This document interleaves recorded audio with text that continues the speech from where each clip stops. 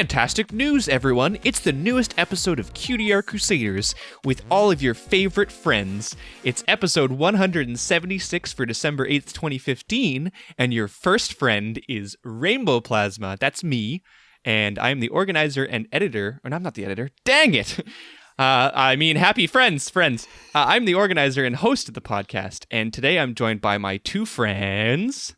Hi, friends. My name is Flutterguy317. I'm the media manager of the podcast, and this week I'll be editing.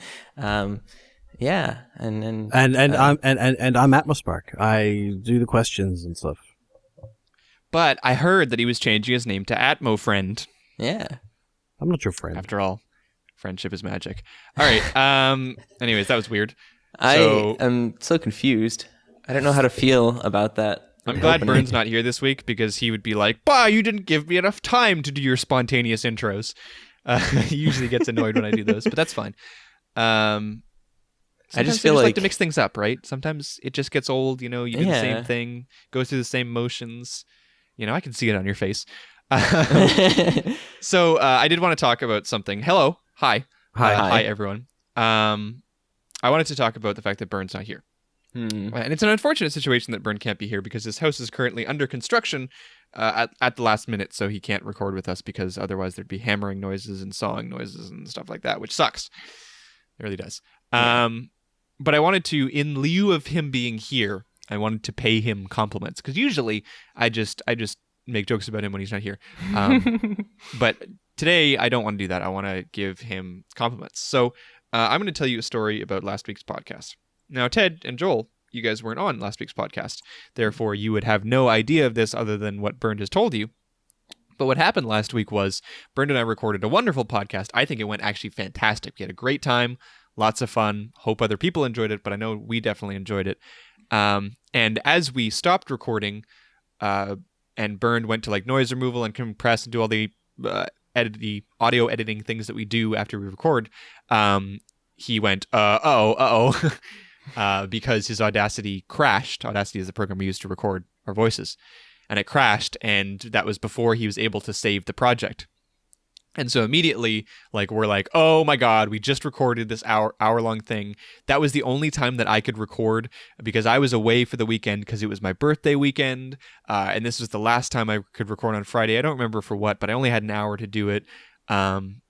Bernd was going away for the rest of the day, so he couldn't do it today. He could only do it on the weekend. Basically, this was the only time that we could record the podcast, and so we were freaking out. Eventually, we got to a point where we found the temporary audio files, like the crash files on Bernd's computer, but he had to go, so I took the files and I went to recover the files.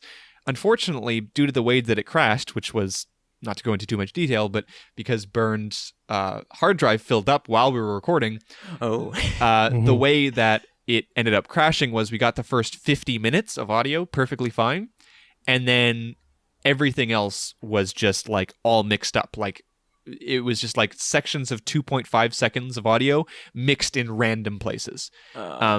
Basically what happened was we ended up with the final 15 minutes of the podcast, we ended up with 9 chunks of 26 audio files. And within each chunk, the audio files that, when you put the chunks, chunk 1, chunk 2, those were in order. But the 26 files in each chunk were not. Jeez. So it was basically a big puzzle. What you had to do is you had to take these 26 things, rearrange them so that they were in the right order by listening to them over and over again, and then do that 9 times.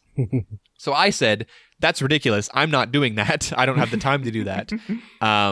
So what I did was I re-recorded a bunch of stuff for the last 15 minutes of the podcast. And I told Bernd, you can do whatever you want, but in case you don't want to rearrange this stuff, here's some stuff. We can do a stupid voiceover version of the last 15 minutes, but it's all that we can do.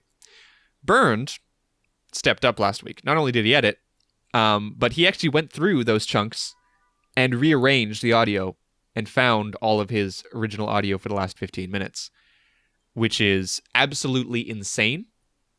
He is a lunatic, but that is an incredible thing to do. And as a result, we have all the original audio now, and you can go back and listen to last week's episode, and it sounds decent because he managed to stitch it together.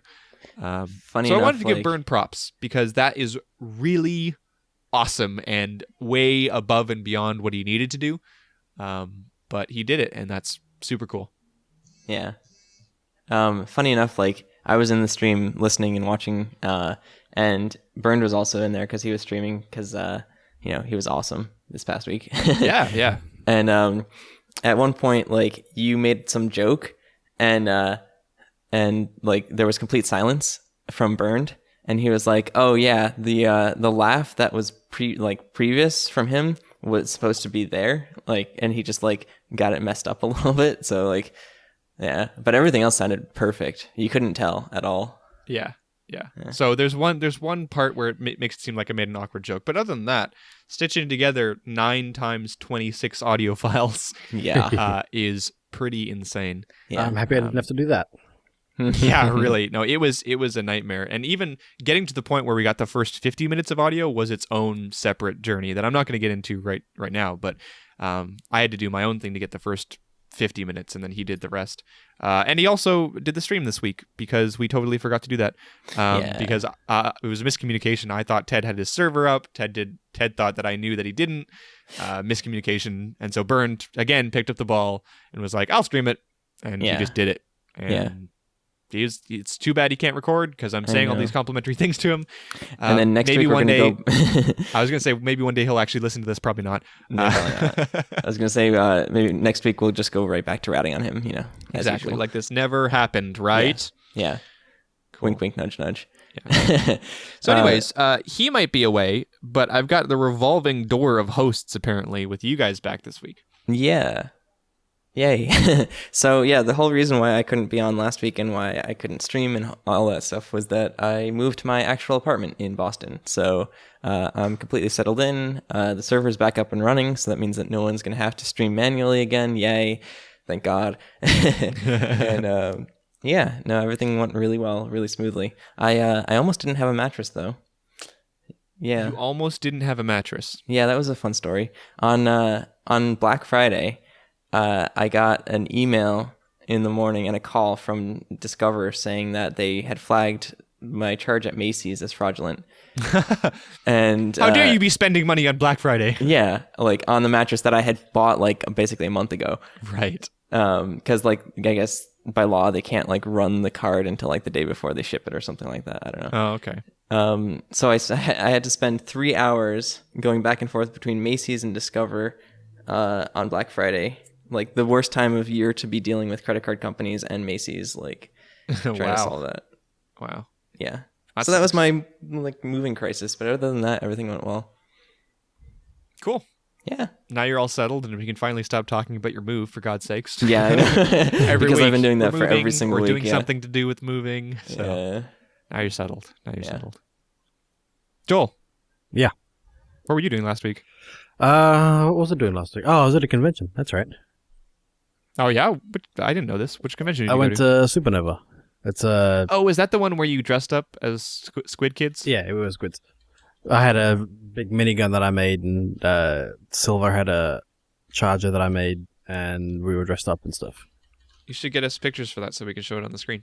We only really took one because, like, one photo of us together. But I've got an album full of our weapons. You can scrounge something up for us. I'll see what I can do. You can take them with your new nice camera. I can. I bought a nice new camera because it was cheap, and I just realized it comes with 2 lenses, and I just realized it's 2 of the same lenses because it was missing one of the lenses, and there's 2 of the same lenses in it. So I need to go back and see if I can find the other one. It's in case you drop one. But the other one, ones, like the other when you ones buy are, anything else. The other one's a nicer lens. The one that I don't have. Yeah. Yeah. But that's cool and exciting. So you're gonna like get into photography a little bit? Maybe. Like, I gotta learn how to use it. Yeah. It's a DSLR. I've never actually had a DSLR before. Yeah. I mean, nowadays you just put it on auto and everything looks good. Yeah. Click. Yeah. But yeah. That's what I do with cameras. I just look down the sights and shoot. Wait, is that cameras or guns? A little bit. All the above. Yeah. So the last thing that I wanted to mention just quickly before we go to art, which we'll do next, is so I had something cool that I have been doing for the last 4 months, or 3 months, but just forgot to mention it every single week. One of the courses I'm taking at university is a database course because I'm in computer science, and in order to make the class not mind-numbingly boring, the prof has decided that all of the assignments are going to be personalized to each student. So basically what he said was you can make your own database. It's part of the design of databases is you have to come up with your own structure and all this kind of junk. So he's like, all right, you do whatever you want so long as it'll fit these parameters, and then just make it your own. You're making your own database. Use your own terms. Use your own stuff. Like store the data that you want to do, right? And it is a really cool concept. So what I did was I created a CAC relevant database, or at least the design for one. Didn't actually create the database, but basically what it was like we kept track of all the submissions that people would send in to us. So I would have like a table for the submitters with their information, their full name, their username, their age, their gender, their country. I would have their social media handles, all the different social media sites that we would use, the questions and maybe the attachments if they send in fan art, and we would store it all in this database. We could do queries against it, like see what the average age of the people who are sending in stuff is, see where people are coming from, different countries, see all the questions that have been answered, and kind of put it all into one database. So I thought that was cool and kind of relevant. Yeah, that's cool. Yeah. As someone who does computer sciencey things, that sounds pretty neat. As someone who doesn't, I know some of those words. Yay. There was a reason why it was the last talking point. So I thought it was cool. I've been working on a CAC related thing at school for the last 3 months, so no one's ever going to see it. but yeah, that was kind of cool. Yeah. It basically would make, if this was a real thing, it would take a lot of our like back end and make it easier and put it into one place. But it would require data entry and also for us to have more submissions to make it worthwhile. Yeah. So this database assumes like thousands of submissions in a year or something. So yeah. Anyways, let's move on to l'art. Yay. Okay. That's French for art. Is it? It is actually. Is it? Yes, it just said in a fancy way. Well, okay then. L'art. Well, I'm first, so I'm gonna go. Okay.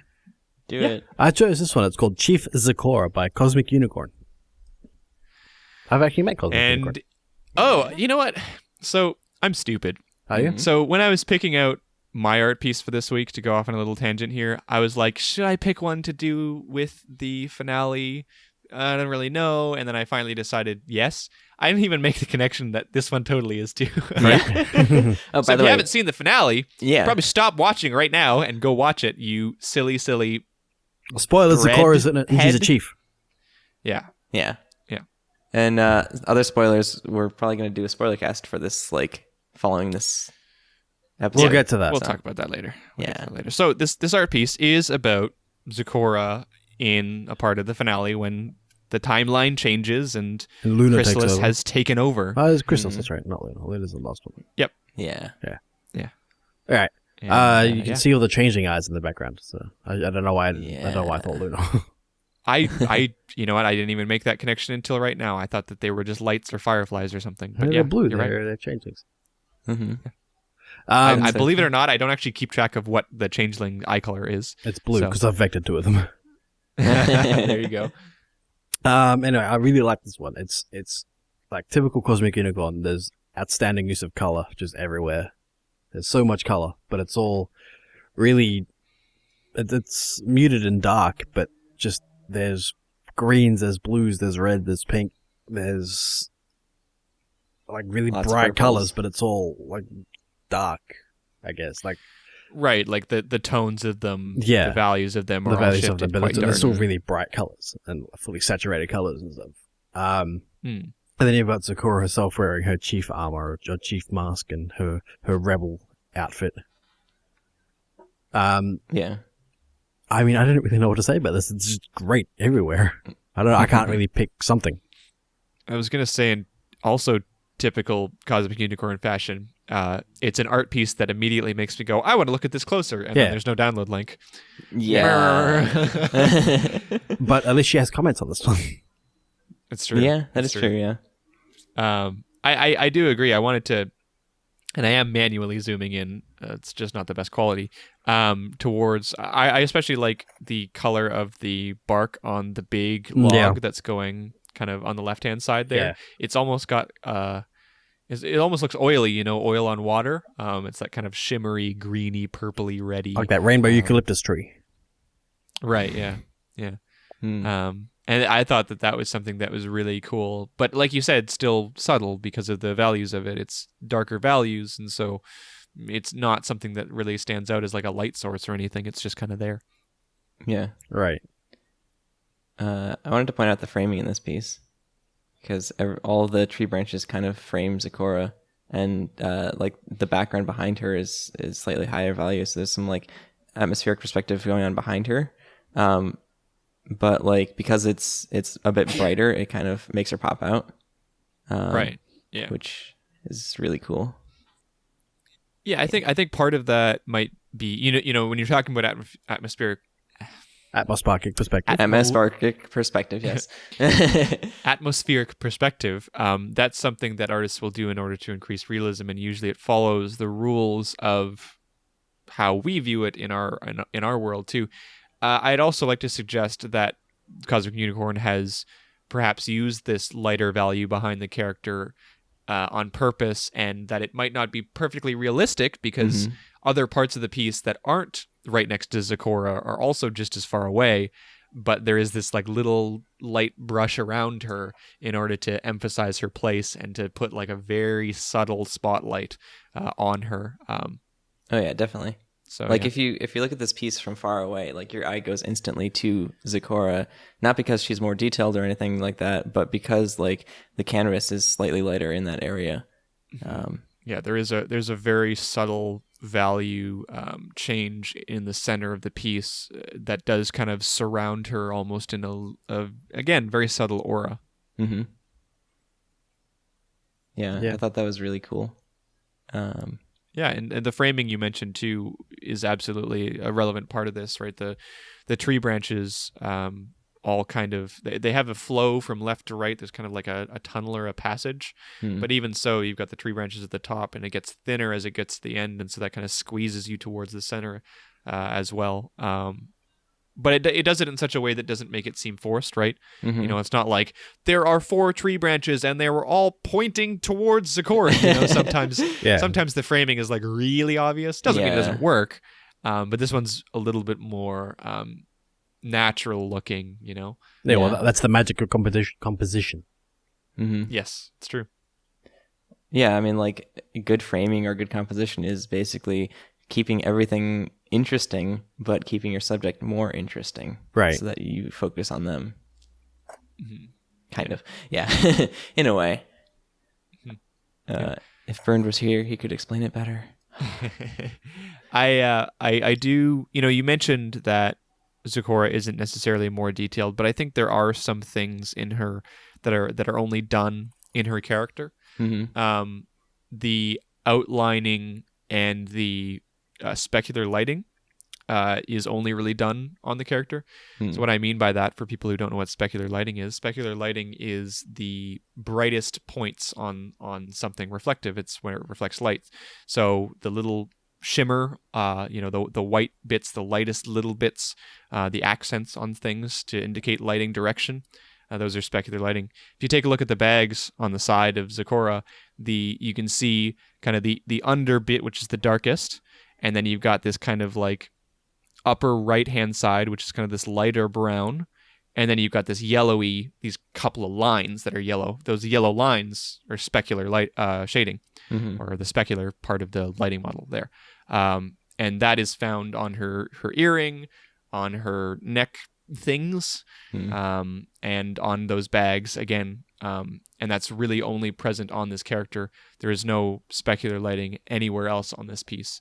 Yeah. And so even though there might not necessarily be more detail, which I actually kind of disagree, there is, but there is detail in, for example, lighting that will again bring you in more than the other parts of the piece.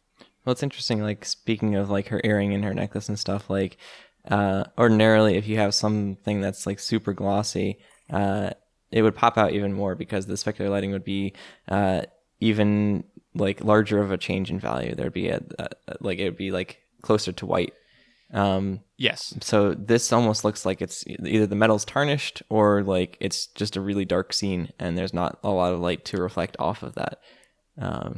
Yes. So yeah, it is kind of a bit more detailed, but it's a lot more subtle than normally I guess you would expect it to be.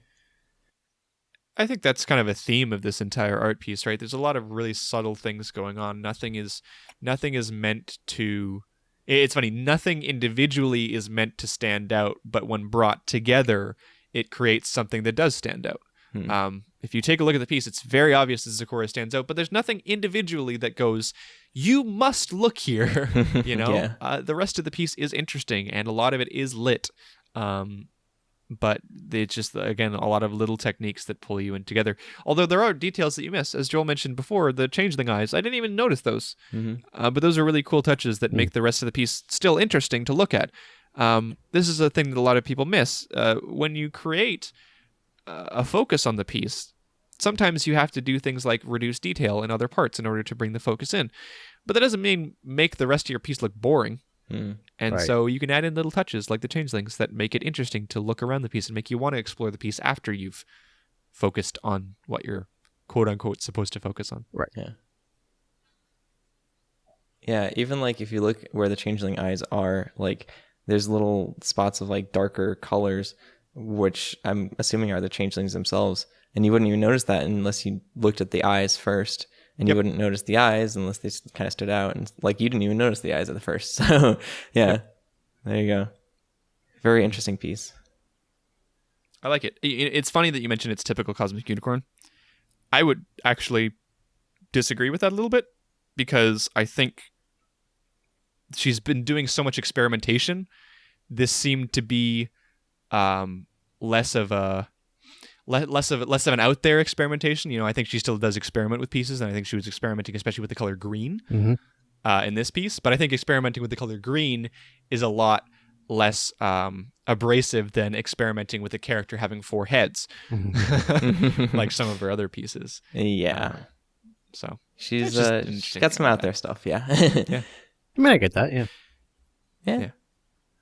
Okay, why don't we move on to Ted's piece? Okay, so the piece that I am bringing is called "The Magic Inside" by Legacy 350. Sorry, and this is a piece of Countess Coloratura. Colorful tuna. Colorful tuna. Colorful Yes. tuna. Countess All right. Colorful Tuna. All right. Crying at the very end of that episode, which was a very beautiful episode. Episode 20. Yeah, 24. Yeah, 24. something like Season that. 5.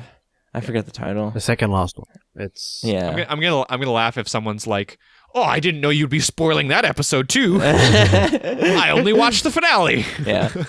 Yeah. So yeah, something that stands out in this piece to me is just like the vibrant blue.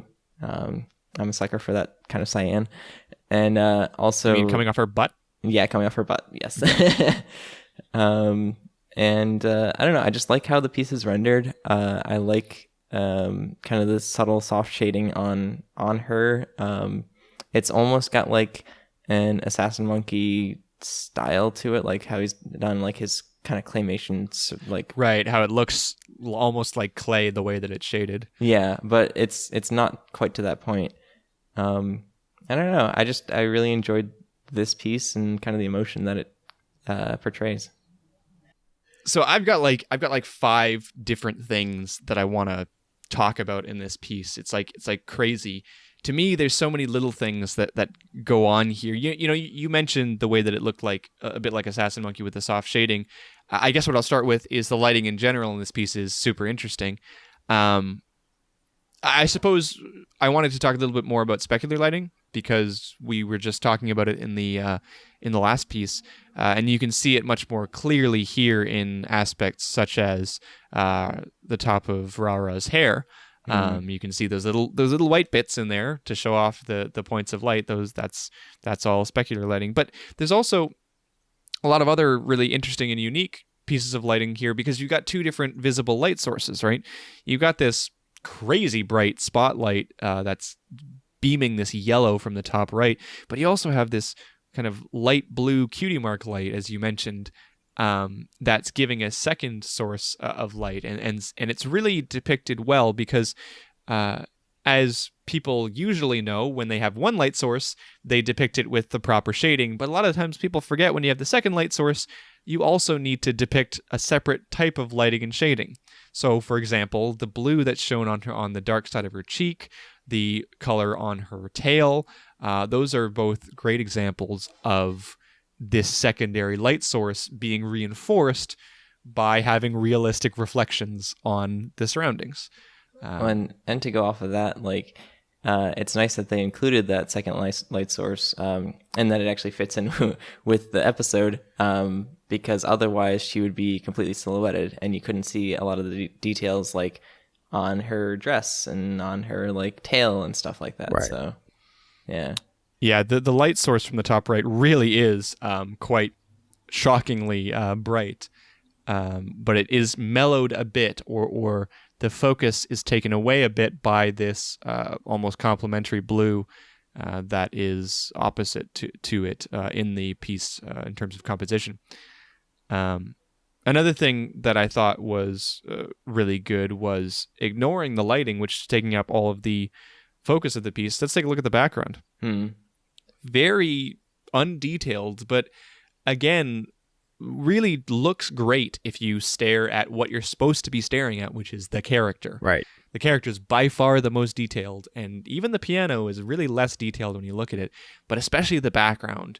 A lot of it's hidden by the lighting, but these are just, you know, you can see it on the left. They're just like general blah, whatever goes here, you know? Yeah. A couple of weird, wonky light things that could be like unicorn horns or glow sticks or whatever. A couple of things of confetti light at the back, lights that look like confetti. And then it just fades into nothingness that gets covered by the lighting. It works great for bringing in the focus, and it looks fantastic when you stare at the character. And again, this is another example of making your focus detailed and making the stuff around it not. But again, making it interesting when you do look at it, right? Like, there's still lights there. There's still stuff going on, even if it's not detailed. Kind of like what we were talking about last time with the changeling eyes. It's still interesting to look at. It's just the way that it's crafted makes it so you're almost guaranteed not to look at it first. Yeah. It would be very hard pressed for me to talk to someone and say, the first thing I noticed was that purple light on the left.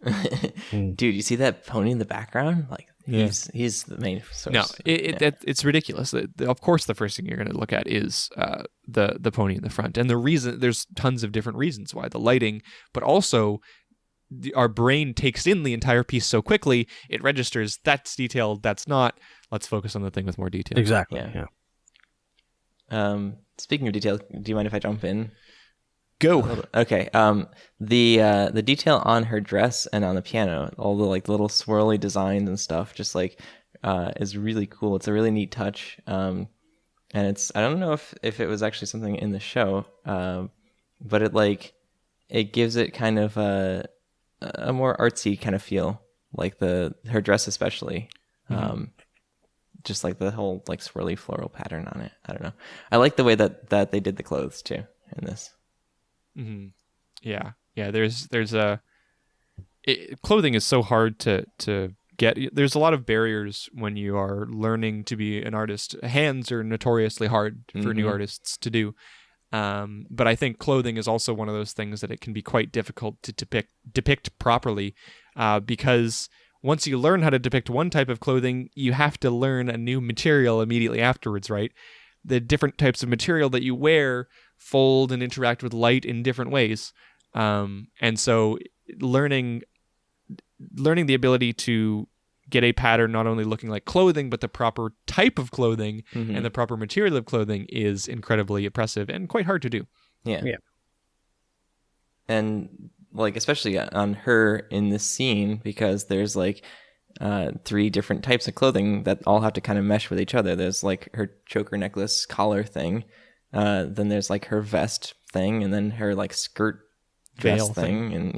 And they're all like different fabrics, different materials, and like they all like stand out on their own, but they all kind of go together well. Let's be completely honest here, Ted. It's a butt veil. It's a butt veil. Yeah. She's got a veil on her butt. Yeah.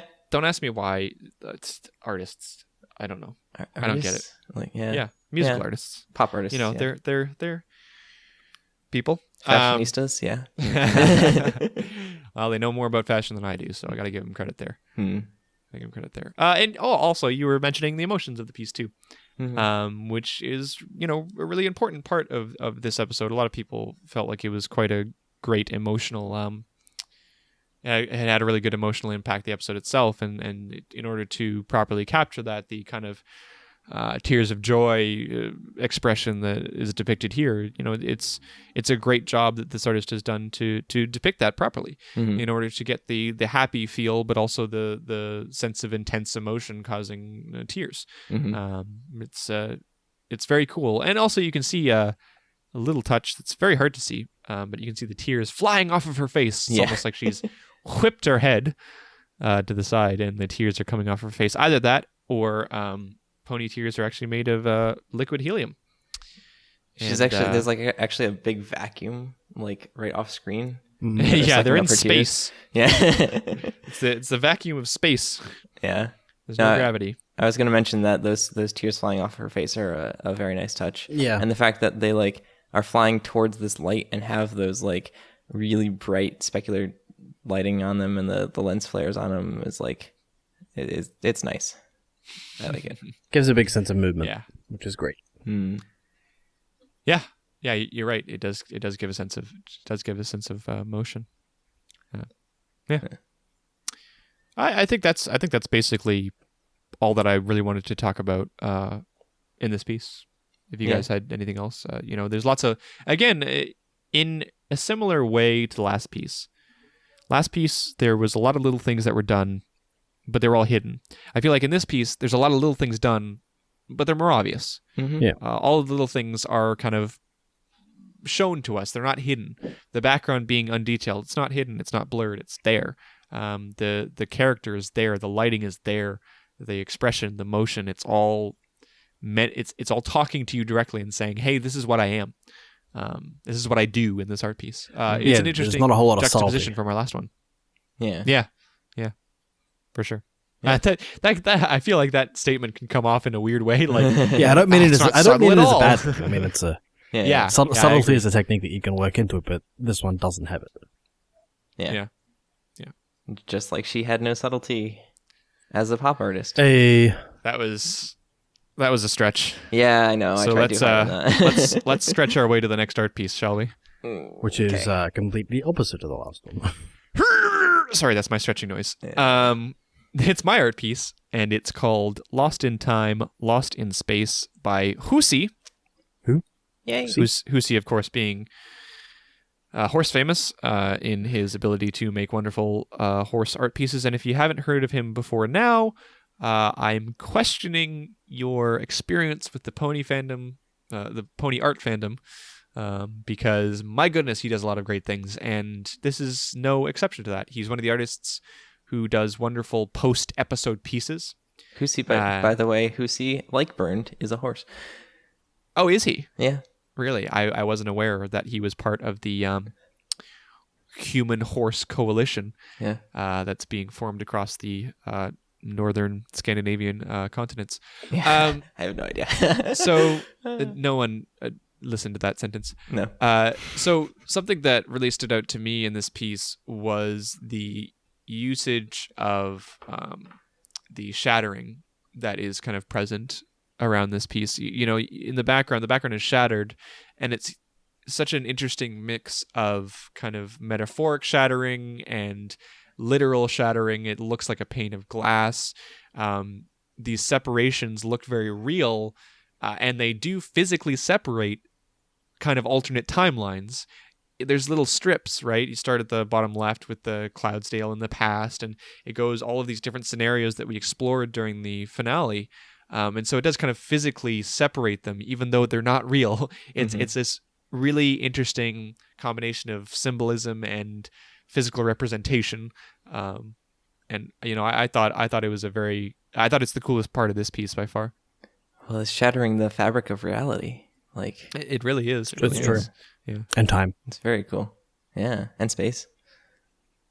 Well, I should hope so. Yeah. It's Lost in Time, Lost in Space. It does Oh, both. For yeah.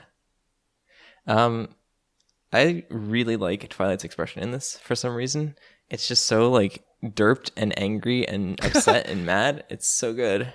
I don't know if I would have gone with derped, but I also like the expression, so I'll have to agree with you there. I don't know. It's like she's like super mad to a point where she's like, yeah, I don't know. It stands out to me. Mm. Yeah. Yeah. I think in general the expressions do a great job of depicting a kind of overarching emotion that was shown, because the emotions of the character, as they do in almost every single piece of media ever, change over time, right? Characters start out happy, they get sad, maybe they get shocked, whatever. But I feel like this is a great depiction of the character's overall feeling during the episode. Mm-hmm. Twilight was desperately trying to save the present, getting kind of like progressively more frustrated and full of despair due to all of these alternate timelines that she was seeing. Spike, had this sense of kind of I could get the sense he was a bit of a younger character in this episode. He had a bit of fear. He had a bit of trepidation. He was always looking out for that scroll, right? He was always looking out for that, trying to hold on to that as tightly as he could. Oh my God, Starlight Glimmer. Mm-hmm. All these characters start to sound the same when they're Sunset Shimmer, Starlight Glimmer, Yeah. or whatever the heck their names are. I mean, that kind of sounds like it was intentional. Yeah, maybe. And her expression is really interesting to me. But again, I think it does depict an overarching emotion, because even though at times she was very angry and at other times she was super smug, overall it was kind of this cold, calculated hatred, and it wasn't burning. It was just there, and it's like, you can't do anything to stop me, right? I know what you're going to do. I just don't like you, and I'm going to do actions that actively harm you.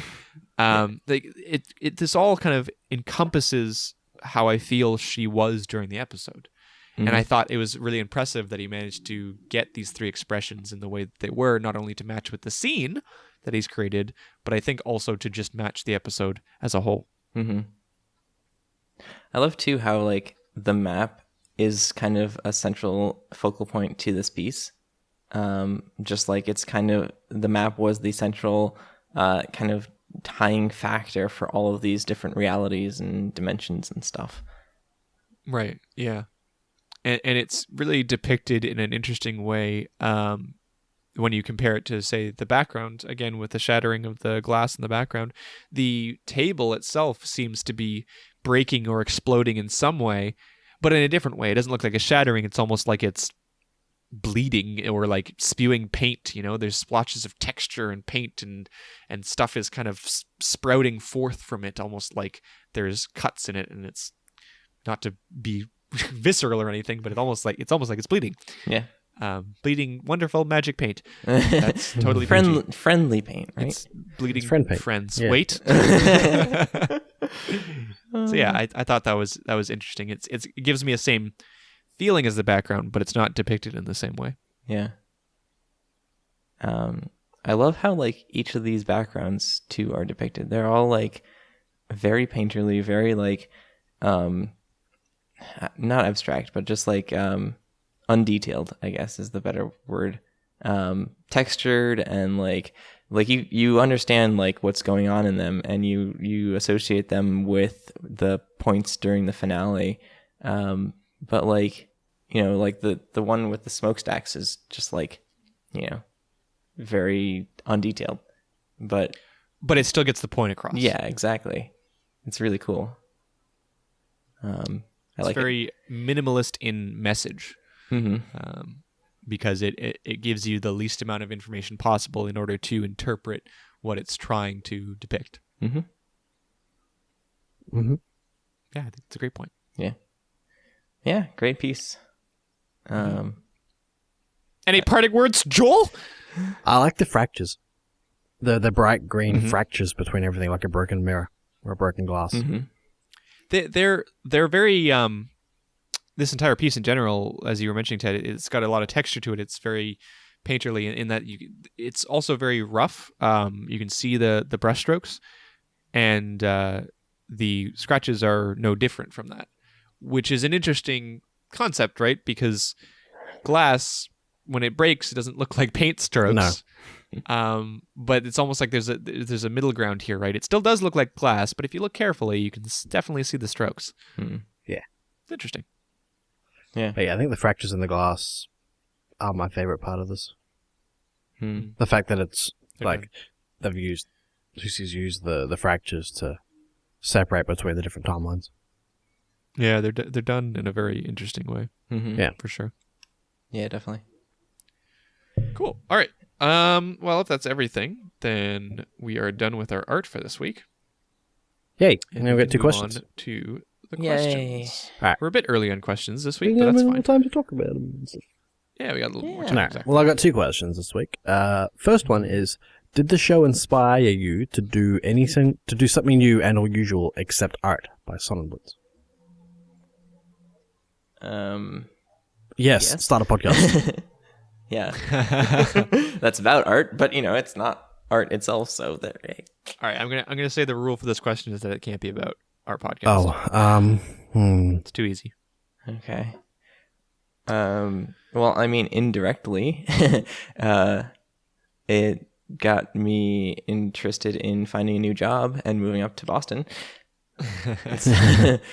Can't move away from that, huh? Yeah, I know. No, it's I don't know, like photography or reverse engineering or I mean, vectoring is art, but like programming vectors, programs and like Ponyscape and stuff like that. Like, it has inspired me to do a lot of things that are not art. Yeah. For me, it's really difficult when, especially, when you're growing up and when you're becoming a young adult, it's very difficult to kind of pinpoint exactly how and why and what makes changes in your life. As a now 22-year-old, the last 4 years of my life, which also happen to be the years that I've watched Pony, have been an extremely transformative experience for me, as I'm sure many people go through in their their low 20s, early 20s. Thank you. There you go. And so, I can't point to Ponies and say it's caused me to change this much, and I'm still going to change a lot even in the next couple of years, and probably after Pony is done too. But I will say there is certainly a very heavy correlation between kind of a lot of the different things that have happened in my life and Ponies, and so I guess the show inspired me to do a lot of things, be more open with things. I think a lot of people will relate with the fact that I was kind of caught up in the concept of guys do this and the whole masculinity thing. I was caught up in a lot of that, and at the time when I found Pony, it was kind of a confusing time in that regard. And what Pony has done is it's given me a really solid base to say, no, you can live your life according to how you want to. You don't have to follow exactly what other people want you to or exactly what makes everyone else comfortable. You can do things away from that, and that's not all that matters here. The fact that I watch Ponies makes a lot of people uncomfortable. A lot of people get over it, but there are still a lot of people who get uncomfortable and ask questions and are weirded out by it. And I think what Pony has taught me is to kind of not necessarily not care about that, but to analyze those reactions and then say, is what I'm doing really that weird or not? And in the case of Pony, it's actually not. It's been an incredibly positive force in my life, and I wouldn't give that up just because it makes someone feel uncomfortable that a guy happens to watch a show about horses. So that's my answer. It's a bit vague, but I think people can understand where I'm getting at. That's fair. I think it's fairly common. I don't think you're the only person like that. Yeah. Joel? Oh, mine. I mean, I said podcast, but then we decided we're not going to use that. Yeah, sorry. Did the show inspire you to do something new and unusual? Yeah, you imported a girlfriend. I mean, that's one thing, yeah. I've When you got put it like that. a lot of plushies and toys that I wouldn't have otherwise. Yeah, it changed your spending habits. Did very much so. Yeah. That's a great point. You guys probably have one of the largest collections of ponies on planet Earth. I think that's last crazy, count but was I think it's true. close to 500. Yeah, Jeez, you got yep. 500 different ponies, not just plushies, but like some of them are plushies, a lot of them are blind bags and stuff like that. You guys have got like 500, so that's something. That's got to be one of the largest collections like on Earth, and that's including all the people who did all the old school ones as well. It's true. That's crazy. Yeah, that's insane. Yeah, I don't know. I mean, it's so hard to say because I don't think any of us have been directly inspired to do anything other than the podcast, right? Like, I don't know. I guess you could say art, but even in the question, he's like, except art. So it's like, Yeah. I don't know. That was the thing. That's why we're here talking to you, because we got inspired to do it. It's, it's not like ponies inspired like 8 different things in our lives. Sometimes you just get inspired by something, you grab a hold of it, and you make a podcast for 4 years. So And I feel like I should clarify. Most of those ponies aren't mine. They're Silver's. But they're yours. Yeah. They're plural yours. Transitively, the transitive property of ponies is that they're yours. Yeah. Yeah.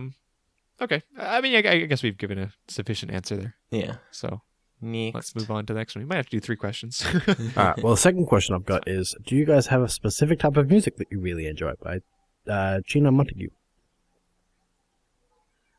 Chino Montague. Never heard that name before. Yeah. I think I've had another That's question. interesting. Hello. I mean, I enjoy Chill Step. It's very specific. That's very a specific, thing I yeah. haven't heard in a while. That's incredibly specific. Yeah, it's like a subgenre of subgenres. I don't know. Go to Seattle. It's a blend. It's a blend of 2 genres: dubstep and chill music, both of which are subcategories under electronic, but have kind of made their own name. Yeah. So yeah, I enjoy that. I really like Peter Gabriel, whatever his music can be categorized as. It's like poppy, maybe? It's funny, right? Like there's some times where people will talk about genres of music, but a lot of times I'll find an artist that I like. Yeah. And like I don't really know how to categorize them. I just like what they do. I like their brand and their tastes in music. Yeah. Because, I mean, I guess, like, he was considered pop in, like, the 70s and 80s and even the 90s. I hate the term pop. Yeah, I know. I think the term pop is stupid to describe music. Yeah. Because the term popular music, right? Because pop's short for popular music. Yeah. Like, what does that even mean? Yeah, I know. Popular exactly. music in the 60s was Beatles, but Yeah. when we consider them pop nowadays, I don't know. It's not popular nowadays. Well, how are they popular music? Yeah. I don't like it. I like other names for stuff. So Wasn't it like, didn't it originally come from like electro pop, like electronic popular music or something like that? I don't know. I don't I'm know. making that I up. used to always, so funny side story that we have time for. I used to think that pop didn't mean popular music. I just thought, because before people get on my case, it's like, well, of course it's short for popular. What's rock short for? Rock killer. It's just it's Rockabilly? just a term that's used for a certain type of music, right? Yeah. You don't, if someone were to, if you were to walk up to someone who's never listened to genres of music or someone who doesn't speak English and say, what do you think rock music is? They're going to go, I don't know, like until they hear rock music and then they start classifying, oh, okay, that's rock music. And then they can list off a bunch of other songs in the genre. Mm-hmm. So pop, I thought, was just a way of describing a certain type of music, which was, I thought, kind of like bubbly. It was like usually positive, it had a lot, it was very light.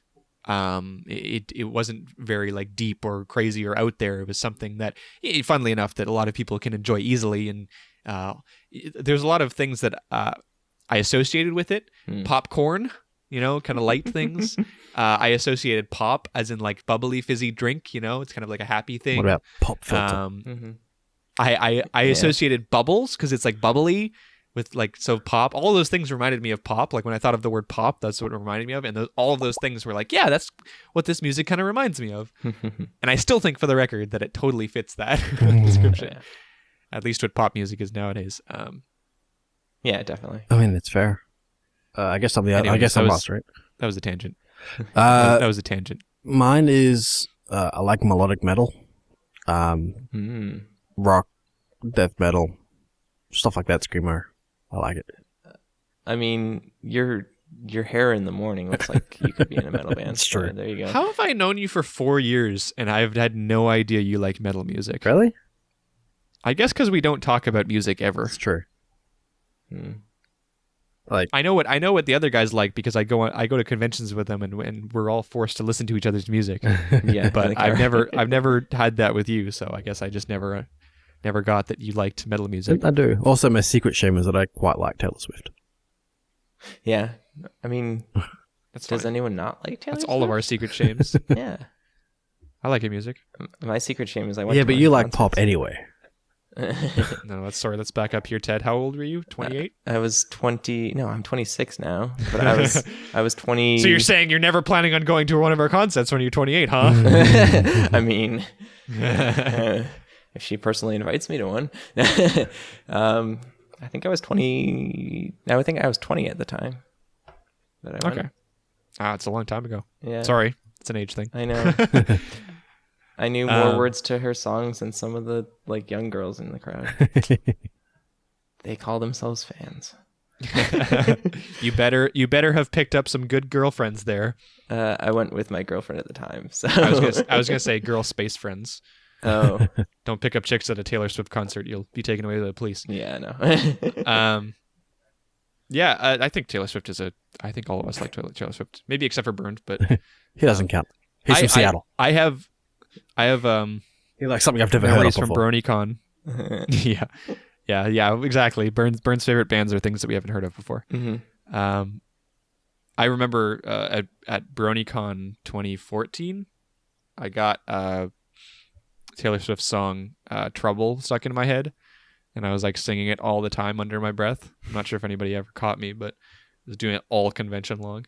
I think you were safe because I don't remember that. So Yeah. Well, I don't care because I think it's a good song, and I don't care if people like. I think the pony thing has gotten me over listening to artists and having people go boo. yeah, So like whatever. I like Taylor Swift. I don't actively listen to Taylor Swift, yeah, but like occasionally I'll be like, I want to listen to Taylor Swift, and I'll listen to like 3 or 4 songs first. It's good.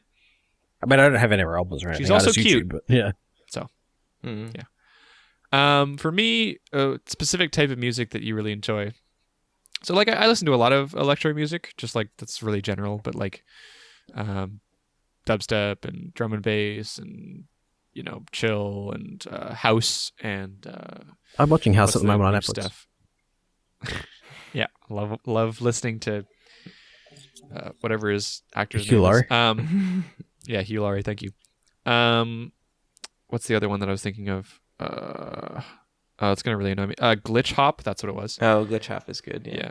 Yeah. Listen to that stuff. So like those are all different genres I listen to. But if you want to like get my specific one that I like drool over, it's drum and bass. I have like a million drum and bass songs that I listen to on my iPod. I love it. It's great. But again, like there are artists that I like that don't fit that category. Everybody who knows anything about my music tastes know that I'm a huge Owl City fan. Love Owl City, which is kind of electronic in like a housey way, but kind of poppy too. And Fox Stevenson, I really like as well, which is again electronic. So yeah, just basically anything electronic. But it's weird because I was raised in a musical house, so like I love hearing piano because I used to hear piano as a kid all the time. So like a lot of the songs that I really, really enjoy have a lot of piano influences, whether or not it's electronic piano or like a real piano. When I hear that, it's something that I really enjoy as well. That's specific enough for you? Yes. Sure. Yeah, we'll roll with it. Bam. All right. All right. Well, I think my timing is a bit off here, but I believe. I think we're pretty much up on an hour. Yeah, I think we should get into the plugs, talk a little bit about Spoilercast, and then end it. Well, I'll do the plugs then. We have a few places you can find us. It's picado.tv/Cutie Art Crusaders, cutieartcrusaders.deviant.com, cutieartcrusaders@gmail.com, youtube.com/cutieartcrusaders, cutieartcrusaders.tumblr.com, facebook.com/cutieartcrusaders, and @cutieartcrusade on Twitter. Yay. Nice. Oh, I forgot to mention, whatever the heck music plays behind the dusk shine transition, I like that too. Yeah. It's good. Speaking of...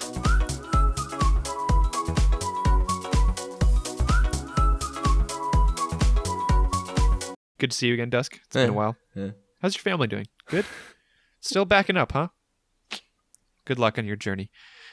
So yeah, spoiler cast. You know what? I'm going to be honest. I don't know if we're going to be like we talked about doing it tomorrow. But I have a feeling something's going to go wrong. There's like a sense of dread that comes over me when I think about recording it tomorrow. So I'm going to go ahead and say that we're going to do it tomorrow. Vern's probably going to have like his roof collapsing or something. I don't know. He's going to wake up 4 hours too late. Yeah. And then claim that time zones. I don't know. I have this sense of dread about it, but we're going to try to do it this week. So Stay tuned if for you that. are on the live stream, then you can stay tuned for that, and we will let you know whether or not there is one. Probably there will be, hopefully. But if you're on YouTube, you can, of course, check that out on our YouTube channel, same YouTube channel where you're watching this. It is going to be about not only the final 2 episodes, but also season 5 as a whole. It's going to be an extra long one. We're going to spend like 40 minutes or 45 minutes on it. So hopefully you guys will enjoy that and let us know what you thought of the season also on those videos. Yeah, we're now in hiatus, which is I guess not a big deal anymore because we've been through so many of them. I think it's only supposed to be a short one though. I don't trust what they tell me because they keep hurting me, and it's just not a healthy relationship for me to be in anymore. So I just don't trust. Why don't you write a song about it, Taylor? Whoa. Look, okay, I knew they were trouble when they walked in, okay? But it's a shame on me now. Okay. Really, guys? It's music. It's lyrics to a song. Really? But that one was too obvious. Like, well, all you guys are is mean. Oh. Wow. Did you really pull that one out? And a liar. And pathetic. All right. So yeah, that's everything for this week. Ending on Taylor Swift lyrics. We've hit a new low. Or high. Depending on how you feel about it. Yeah. Yeah, but that is everything for this week, guys. So without further ado, we don't have anything else to talk about, right? I don't think so. Well, cool. How's that rash doing, Joel? Good? Yeah, it's doing alright. Put some cream on it. Good. It hasn't hasn't started spawning any more demons. I know you had trouble with that. Yeah, no, they're I managed to get control of those. Good. All right, well, that is everything for this week, guys. Whether or not you're on the live stream or on YouTube, we love you all the same. Thank you so much for watching. My name is Rainbow Plasma. My name's Slutterguy317. And I'm at my Spark. And we'll see you guys next week. Bye. Bye.